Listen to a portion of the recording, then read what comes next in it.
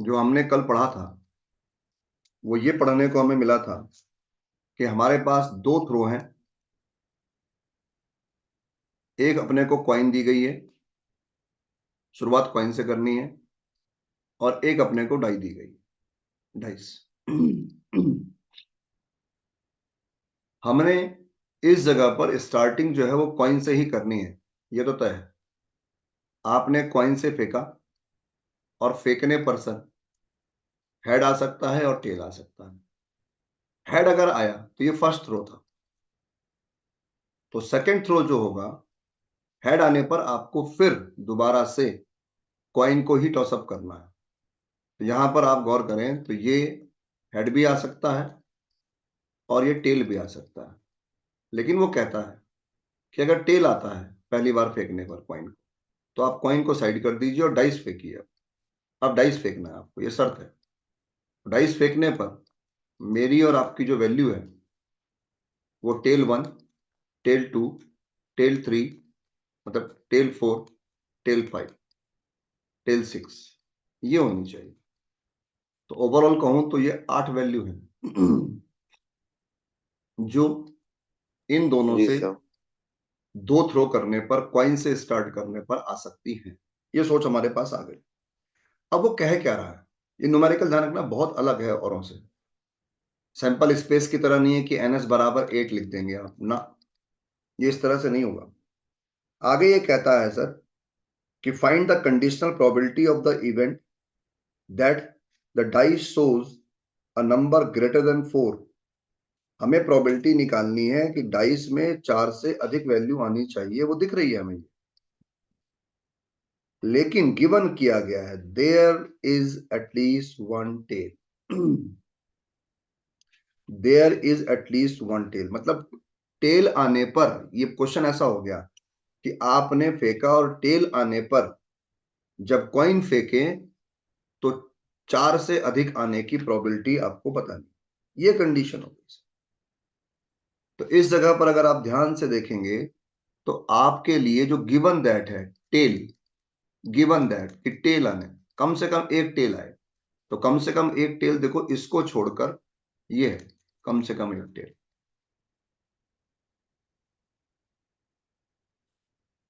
Yes sir. और event कि tell आने पर मोर देन 4, वो ये है सर। और आई थिंक कॉमन भी यही है इन दोनों में। क्या कहते हो? जी सर। लेकिन इस न्यूमेरिकल में कोई भी बंदा अगर पी एफ बराबर ये सोचता है कि यार यहां पर देखो 1 2 3 4 5 6 6 वैल्यू है और टोटल 8 है, मैं इस तरह से निकाल दे, और कोई ये सोचे कि मैं इस तरह से निकाल दूं, इंटरसेक्शन है तो दो बंदे हैं और ये 8 हैं, मैं इस तरह से निकाल दूं। क्यों जी?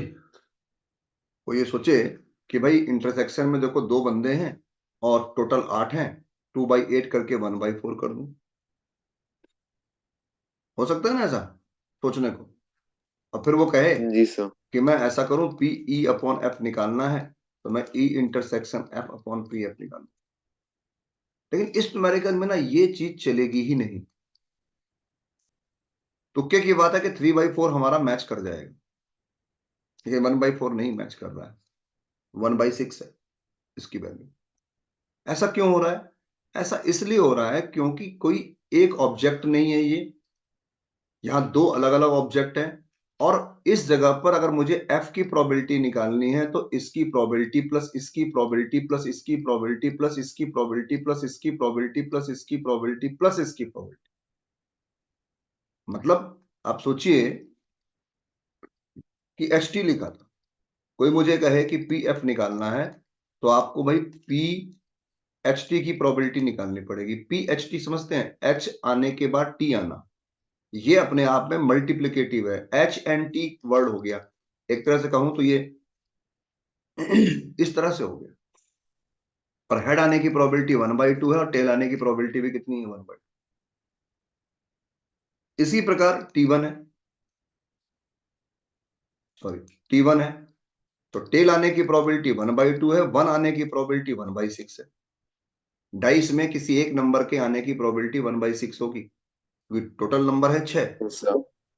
इसी प्रकार T2, इसी प्रकार T3, इसी प्रकार T4, इसी प्रकार T5, इसी प्रकार T6, तो इन सब की सेम है लगभग लगभग।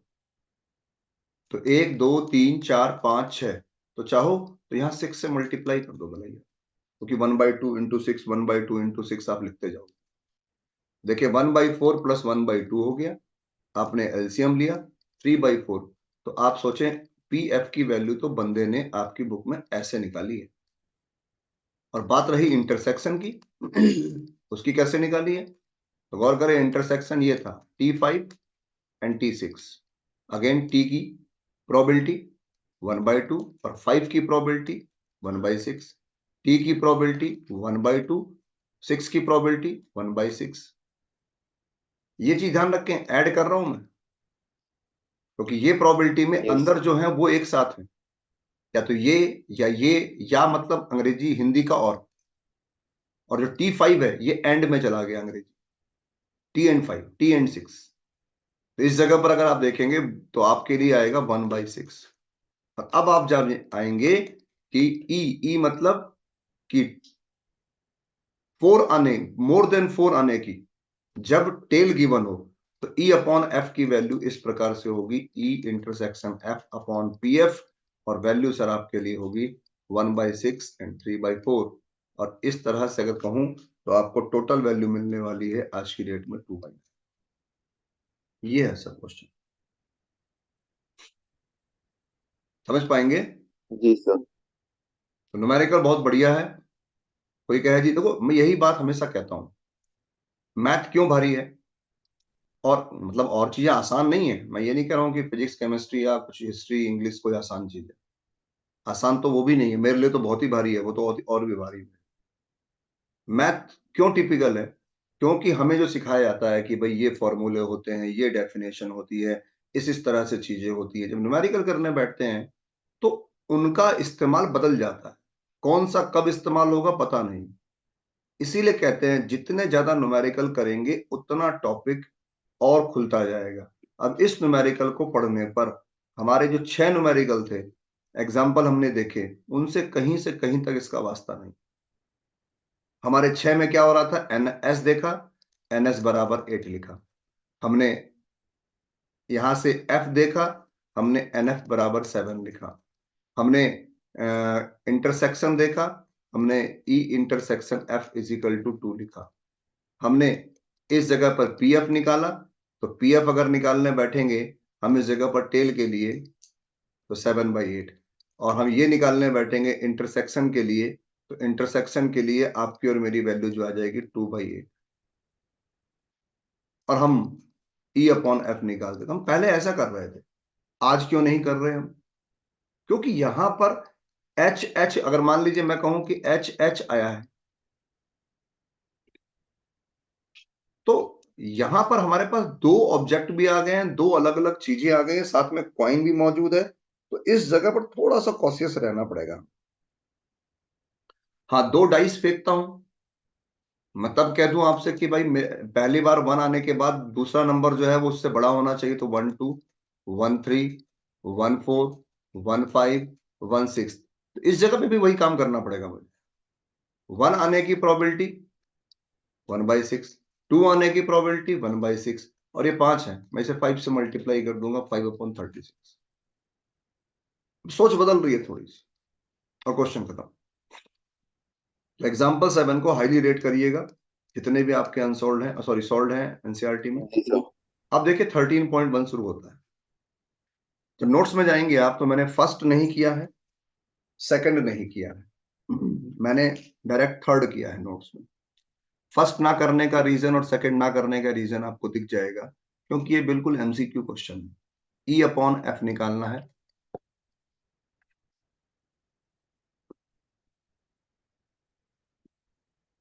कंडीशनल, एफ अपॉन ई निकालना है,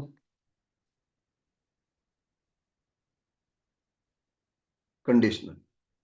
आपको ये वैल्यू पता है, ये पता है, ये पता है, ये पता है, रखिए, और डिवाइड करके आंसर, कोई इशू नहीं है इसमें। सेकंड में क्या है sir, P A upon B में ए की प्रोबेबिलिटी जब बी गिवन हो तो इसका फॉर्मूला है P A intersection B upon P B. जो नीचे है वो लिखा जाएगा, जो नीचे है वो पहले से घटित हो चुका है, पहले से वो कह लीजिए एक्यूमुलेट हो चुका है। तो इस जगह पर इंटरसेक्शन आपको गिवन है और पीबी आपको गिवन है। हाँ, न्यूमेरिकल में थोड़ा ट्विस्ट लाने के लिए मैं पीबी कॉम्प्लीमेंट दे दूं आपको, तो कोई दिक्कत नहीं है। पीबी इज इक्वल टू हो जाएगा 1 माइनस पीबी कॉम्प्लीमेंट, तो मैं उससे निकाल लूंगा पीबी की वैल्यू। ये पॉसिबल है।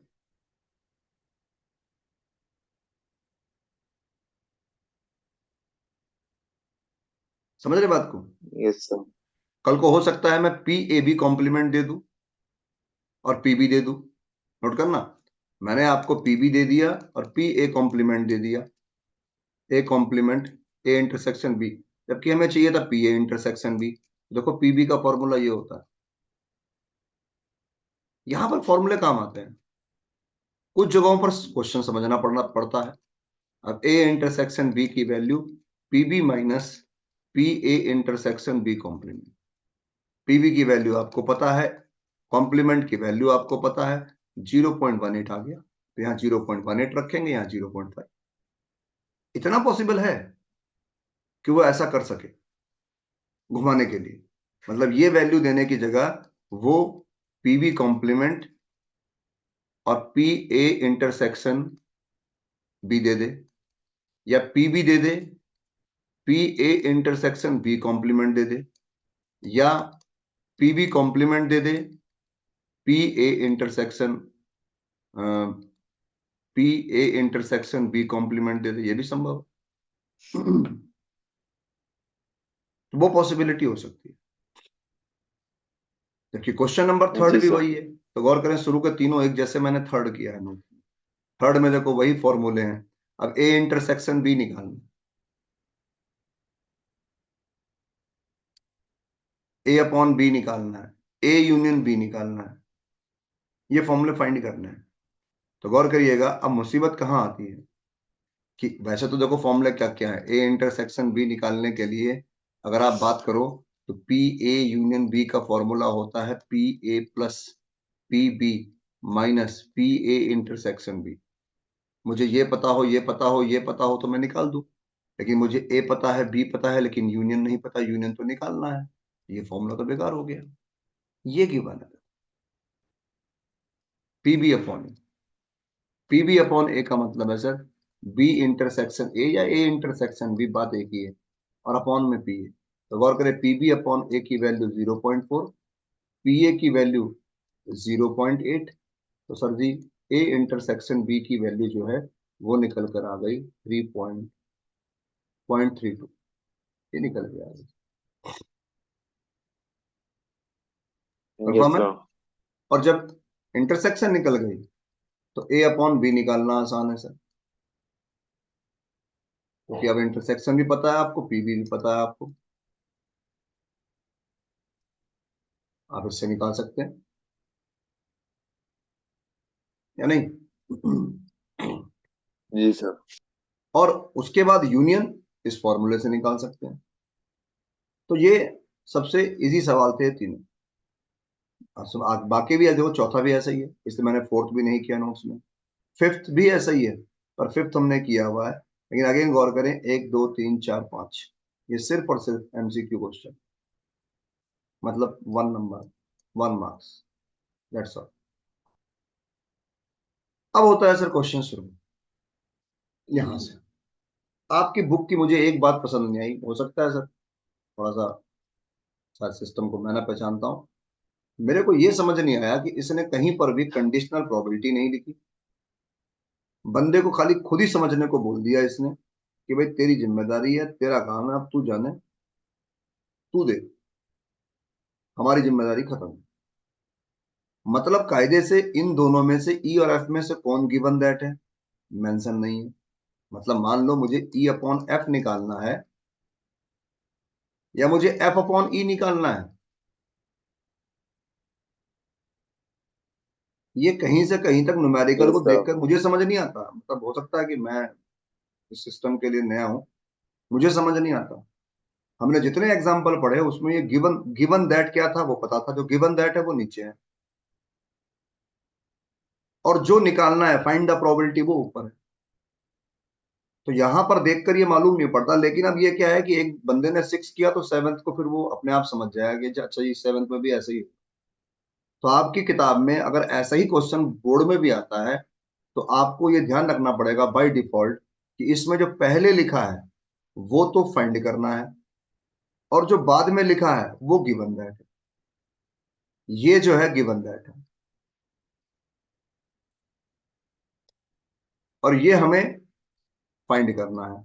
मतलब हमें ई अपॉन एफ निकालना है तीनों सवालों में, और ई अपॉन एफ का मतलब है sir E intersection F upon P है। Yes sir. ये है मतलब अब हमने कंक्लूजन ये निकाला, पहले हमने एक न्यूमेरिकल देखा, नहीं समझ में आया, सॉल्यूशन देखा, हमने कहा यार ओके है। फिर हमने सेकंड देखा, हमने कहा इसमें भी ऐसे ही कर रहा है।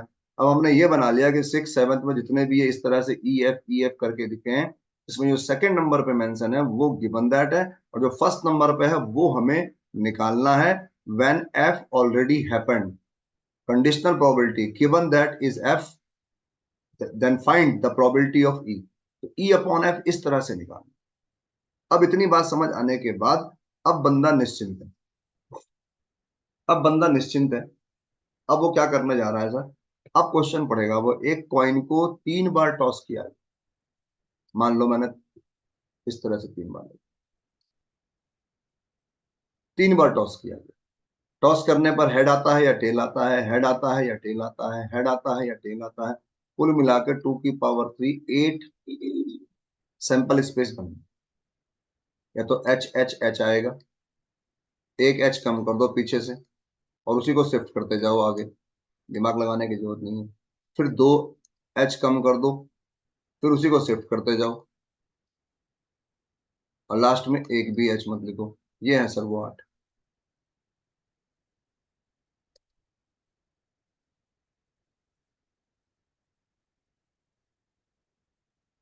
कंफर्म है?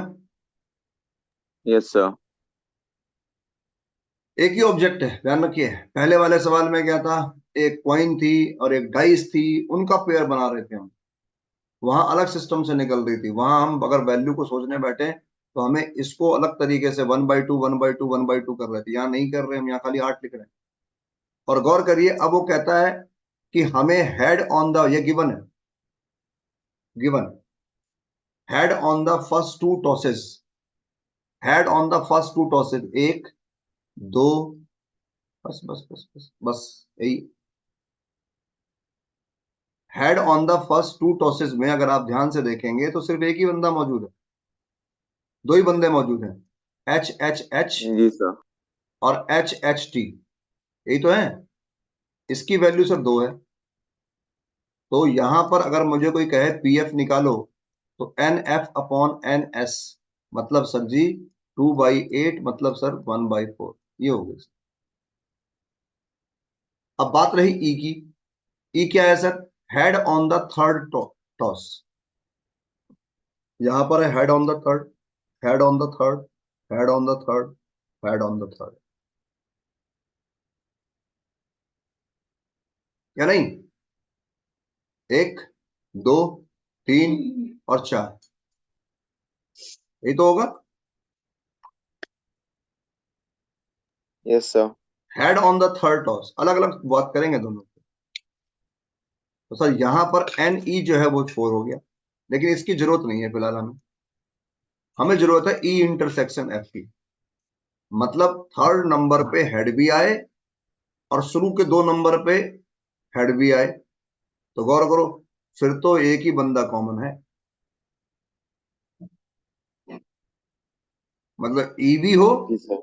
और एफ भी हो, फिर तो एक ही बंदा कॉमन है। कौन? H H H. तो इसकी एच एच प्रोबेबिलिटी एच। जो हो जाएगी सर, एक बंदा फेवर कर रहा है, टोटल 8 है, 1/8।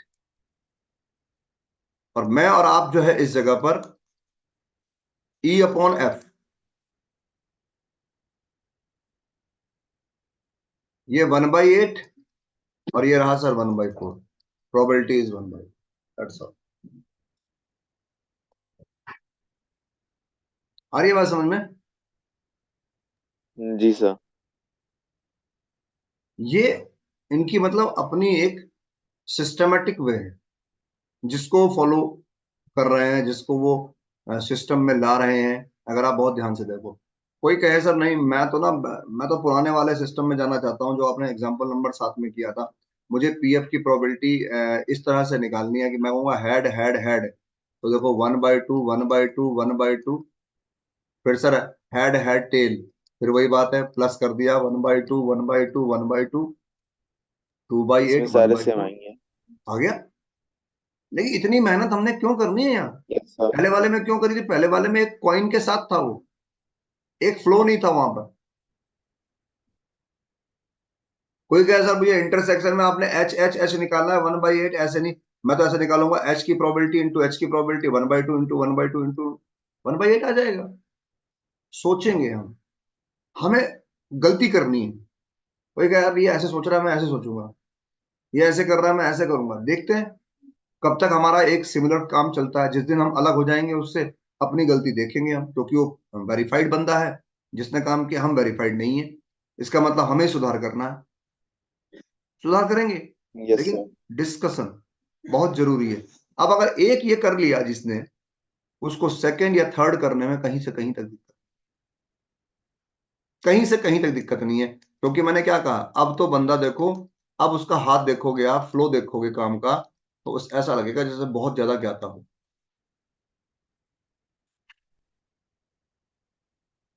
ये तो उसका सैंपल था। अरे एच टी, अच्छा HTT है ना, THT TTH एंड TTT, ये था सर इसका आर्ट। अब देखो, एटमोस्ट 2 हेड, कम से कम 2 हेड। अब एटमोस्ट 2 हेड का मतलब हो गया 2 हेड, 1 हेड और 0 हेड। नोट करना, एटमोस्ट 2 हेड का मतलब है सिस्टम के हिसाब से या तो 2 हेड हो, या 1 हेड हो, या 0 हेड हो। तो भाई साहब इसको छोड़ दो आप, पी एफ की प्रोबेबिलिटी आ गई 7/8। Yes sir. और जब एटमोस्ट आता है ना, तो ध्यान रखिएगा, बेस्ट तरीका है जब एटमोस्ट निकालना हो तो 1 माइनस एटलीस्ट कर दो। पर चलिए, उतना दिमाग हम नहीं लगाते फिलहाल। फिर गौर करिए, एटलीस्ट 2 हेड और एटमोस्ट 2 हेड, अब इनमें कॉमन एटलीस्ट 2 हेड कौन होगा? कम से कम 2 हेड। तो एटलीस्ट 2 हेड में देखो ये बंदा है, ये ई का है। और एटमोस्ट 2 यस हेड सर। में देखो ये बंदा है। इन दोनों में कॉमन कौन दिख रहा है? 1 2 3 4 5 और 6, या नहीं? Yes sir. इनमें कॉमन क्या दिख रहा है? 6 बंदे कॉमन दिख रहे हैं, 6 हैं। है ना? तो हम उस जगह पर इंटरसेक्शन को सोचें और इंटरसेक्शन को फाइंड कर लें। तो यहां पर हमारा सबसे पहला काम देखो वही है कि हम सबसे पहली चीज अपने आप में, जब हम सैंपल स्पेस बनाएंगे, मैं कभी कभी क्या होता है, रफ समझाने से कई बार गड़बड़ भी हो जाती है, हम एक्चुअल चीज जल्दबाजी में गड़बड़ कर देते हैं, इसलिए साफ तभी कहते हैं फेयर काम। फेयर वैसे भी करना चाहिए और फेयर वैसे भी करना चाहिए। ये 8 है सर। ई के बारे में बात करें, एटलीस्ट 2 हेड, कम से कम 2 हेड तो 3 भी चलेंगे, कम से कम 2 हेड 2 चलेंगे, कम से कम 2 हेड 2 चलेंगे, कम से कम 2 हेड 2 चलेंगे। ये नहीं आएगा। समझ रहे बात को? हाँ यस। हमने पहले जो समझते हुए गलती करी थी वो यही करी थी कि हमने इन्हें भी ले लिया। ठीक है, एटलीस्ट 2 हेड, एटलीस्ट 1 होता तो हम सातों ले लेते, लेकिन एफ क्या है सर? At most 2 head.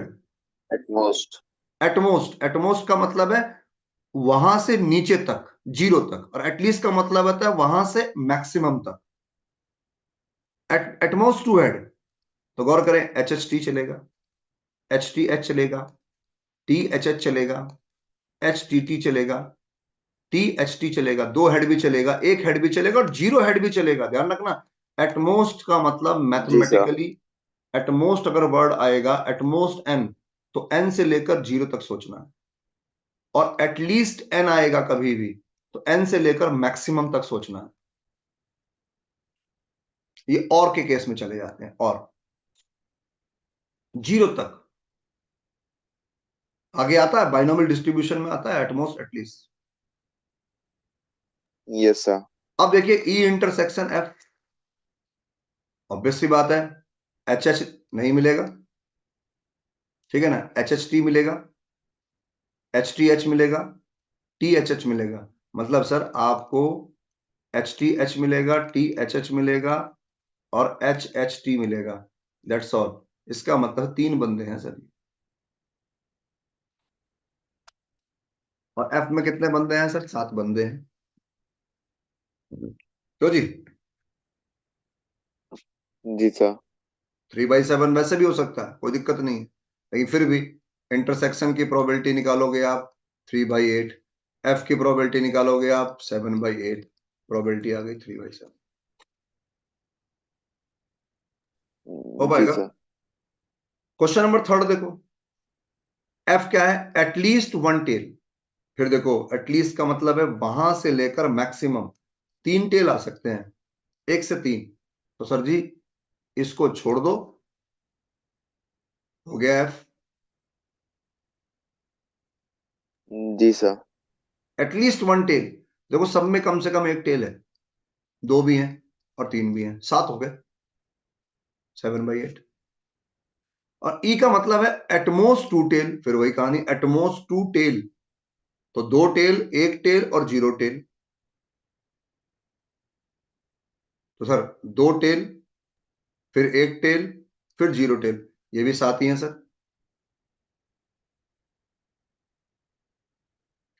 अब कॉमन, यस सर, ये भी साथ है। अब कॉमन भी देखना है हमारे पास। देखो यहां कहा उसने एटमोस्ट 2 टेल, तो ये है, और उसने कहा सर एटलीस्ट 1 टेल, सर ये है। तो कॉमन देखो, ये 6 बंदे कॉमन छः है कौन? है ना। तो आपने 6/8, ये 6/7 प्रोबेबिलिटी, क्योंकि फॉर्मूला जो होगा वो जी सर। ई अपॉन एफ। मैंने कहा ना, हमें यही नहीं पता कि इसमें गिवन कौन है, तो ध्यान रखिएगा जो बाद में लिखा है वो गिवन दैट है, और जो पहले लिखा है वो आपको फाइंड करना है, ये प्रोबेबिलिटी है। तो आज की डेट में आपको इन तीनों सवालों में ई अपॉन एफ निकालना है, जिसके लिए आपको E intersection upon P F, अपने को ये 2 प्रोबेबिलिटी पता हो, दोनों को डिवाइड करें, दैट्स ऑल, क्वेश्चन खत्म। क्या कहते हो? जी सर, आ गया। इसी बात से देखो, अब में यही है, हमने ना, मैं हमेशा जब भी आज तक मैंने पढ़ाया है इतने साल, क्योंकि मैं किसी ऐसी कोई डिग्री नहीं है मेरे पास कि टीचिंग की डिग्री हो, कि कोई कहे सर आपने बीएड किया है, आपने पीएचडी करी है, आप फलाना अलाना, मैं कुछ नहीं। पर हमने ये देखा कि यार पढ़ाई का एक तरीका होता है कि पहले तो अपने आप को समझाना, फिर दूसरे बंदे को समझाना, फिर जो चीज लिखी है अगर वो हमारे सिस्टम में फिट होती है तो एक हमारा एक, जिसे कहते हैं ट्रिक, हमारी एक ट्रिक बन जाती है। अब न्यूमेरिकल नंबर 7 करने को कोई बोले मुझे, चाहे 8 करने को बोले, चाहे 9 करने को बोले, इतना तय हो गया सर कि इन सभी क्वेश्चंस में जो बाद में लिखा है ये गिवन है, और जो पहले लिखा है ये मुझे फाइंड करना है। मतलब मुझे ई अपॉन एफ निकालना है हर सवाल, मुझे ई intersection F upon P F को फाइंड करना है हर सवाल में, दैट्स यही तो जी होगा। सर। बस अब अपने को दिमाग खर्च ये करना है सर, चाहे क्वेश्चन नंबर 6 हो चाहे 7 हो, को खर्च ये करना है सर कि सैंपल क्या होंगे, ई क्या होगा, एफ क्या होगा। तो तसल्ली से रफ काम करिए आप, फिर छोड़िए। 2 कॉइन को आपने टॉस किया, एक मतलब एक कॉइन को 2 बार उछालिए, 2 कॉइन को एक साथ उछालिए, बात एक ही है। अब 2 कॉइन को आपने टॉस किया, तो आपको पता है हेड हेड आ सकता है, हेड टेल आ सकता है, टेल हेड आ सकता है, और टेल टेल आ सकता है, ये सबको पता है या नहीं? जी sir. F one coin so head, तो sir one coin so head की जगह वो लिख सकता था एटलीस्ट वन हेड। नोट करना, दो कॉइन को टॉस किया हमने, एटलीस्ट वन हेड, तो ये भी वन कॉइन सो हेड के कंडीशन में हमारे पास एटलीस्ट की कंडीशन जाती तो हम लिखते। लेकिन इस जगह पर गौर करें, हमारे लिए और आपके लिए उसने कहा वन कॉइन, तो हम ऐसा लिखेंगे। एक तरह से कहा जाए तो एग्जैक्टली वन हेड, ये जो लाइन लिखी है ये अपने आप में एग्जैक्टली वन हेड की कंडीशन है कि दो को फेंकने पर कम एक सिर्फ एक हेड आए। हाँ, अगर ये कहता कम से यस कम सर। एक हेड आए तो फिर एच एच भी आ जाता। अगर एटलीस्ट हो जाता यही क्वेश्चन, एटलीस्ट वन हेड, तो मेरे लिए फिर सैंपल में से ये निकलता। कंफर्म है? जी सर। और ई के बारे में कह रहे हैं sir, tail appear on one coin, exactly सिर्फ वन कॉइन, एक कॉइन में टेल आना चाहिए। सर वो भी वही है, देखो यस ना, सर, सेम है। सेम है।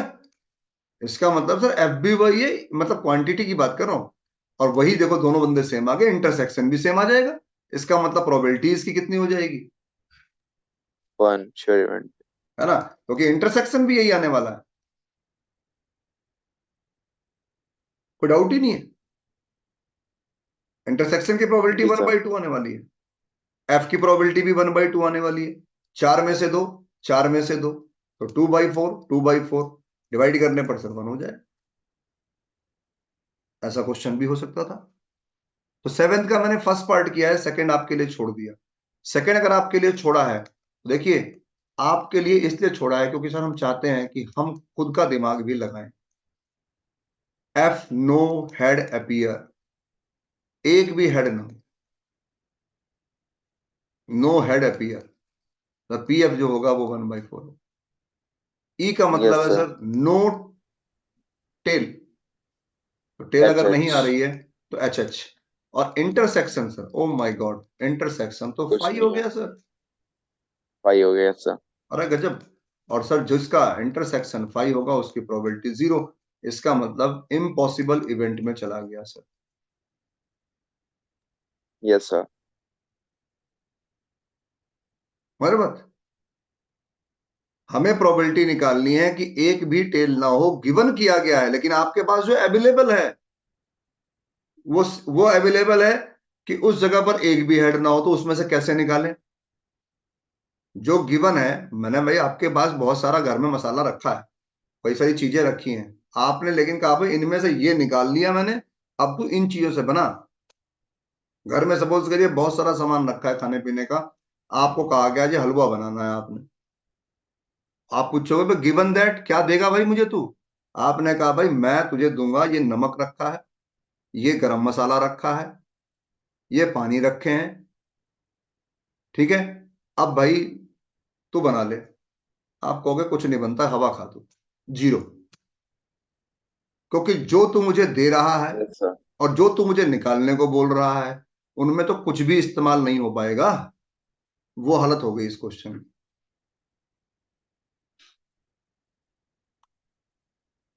आई थिंक क्वेश्चन नंबर 8 जब जाओगे तब भी यही कहानी रिपीट करोगे। Die is thrown three time, yes अब सर। देखो 3 बार फेंक रहे हो sir, head head head, head head tail, head tail head, ये शिफ्ट करते जाओ खाली। फिर एक हेड करो, दो टेल करो, T H T T H, और लास्ट में sir T T T. Sir dice है। ओ माय गॉड, डाइस है, सॉरी सॉरी, डाइस है, सॉरी, क्षमा चाहूंगा। 3 डाइस हैं अगर आपके पास तो फिर तो सर आपके लिए 216 हो गए। Yes sir. ठीक है, अब देखो क्या गिवन है, 6 and 5 appear respectively on first two tosses. Respectively कह दिया मतलब पहले पहले वाले में 6 आना चाहिए, दूसरे वाले में 5 आना चाहिए। तो भाई साहब मैं समझता हूं कि ये सोचने का तो कोई पैसा ही नहीं है। क्यों जी जी, सर। ये तो होगा एफ। अब कोई कहे जी ई कितना होगा, 4 अपीयर ऑन सिक्स और थर्ड टू। टॉस, मतलब जो गिवन दैट है उसमें से निकालना है। ध्यान रखना, पूरे में से नहीं, उसमें से। तो सर 654, यही तो है। Yes sir. 4 appear on third toss. वैसे तो अगर आप थर्ड टॉस में 4 की बात करें तो बहुत सारे पेयर बन जाएंगे ऐसे, उसी में से जो गिवन दैट है उसमें से। और गौर करें इंटरसेक्शन जो होगा वो ऑटोमेटिकली एक ही होगा, क्योंकि यही होगा 654। जी सर। और अब देखिए, आपकी प्रोबेबिलिटी अगर एफ आप इंटरसेक्शन की निकालेंगे तो सर 1/216, और एफ की निकालेंगे तो 6/216। तो 1/6 एंड 1/216, ओवरऑल 1 बाई, जो आपकी वैल्यू, सॉरी 216 ऊपर है, और ये आपके लिए है 6/216, तो ये आपके लिए 1/6 आ जाएगा। E intersection G F sir. Upon P F, ये फाइंड हो जाएगा या नहीं? Yes sir. तो न्यूमेरिकली जब काम करें, देखो 6/216 आप यहां से भी निकाल सकते हो। आप 651 की प्रोबेबिलिटी, 6 आने की प्रोबेबिलिटी 1/6, 5 आने की 1/6, 1 आने की 1/6, तो ये 1/216 हो गया। और ऐसे 6 केस हैं, तो 6 बार ऐड करेंगे तो 6, 1/36 आ जाए। दिख रहा है? Yes sir. अब कोई कहे सैंपल स्पेस की जरूरत नहीं पड़ी, आपको नहीं पड़ी मेरी सैंपल स्पेस की जरूरत। कोई कहे जी पहले क्यों, पहले हमने किया था ऐसा काम, वो कॉइन और जब डाइस वाला क्वेश्चन था, क्योंकि वहां कॉइन अलग सैंपल था, डाइस अलग था। यहां हम क्यों नहीं करते? क्योंकि यहां एक ही चीज है, ऑब्जेक्ट सेम है। 654, 6 आने की, दो 6 आने की प्रोबेबिलिटी 1/6, 5 आने की 1/6, 4 आने की 1/6, 1/216। और देखो इंटरसेक्शन की प्रोबेबिलिटी जो है 1/216। अपने आप से बहस करिए, अपने आप से लड़िए, अपने आप गलती करिए। जो गलती करता है और मेहनती है वही सीखता है।